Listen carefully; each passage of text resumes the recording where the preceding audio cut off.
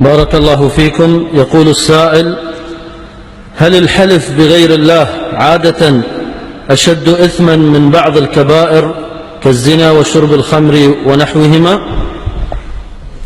في خطورة الحلف بغير الله أو خطورة الحلف بغير الله لكونه من الشرك، وباب الشرك أخطر من الذنوب.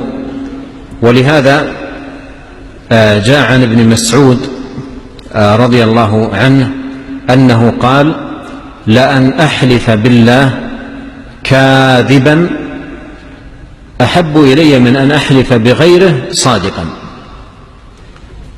لماذا؟ قارن بين الأمرين أو بين المقولتين: حلف بالله مع الكذب، وحلف بغيره مع الصدق. في كل من الأمرين حسنة وسيئة.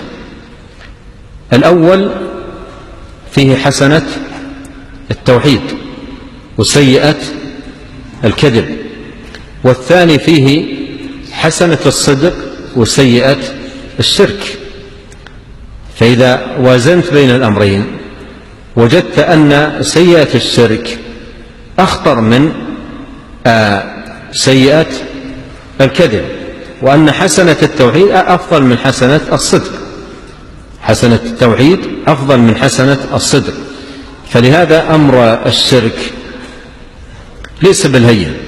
ولهذا بعض العلماء يقولون إن الشرك الأصغر داخل في قوله إن الله لا يغفر أن يشرك به.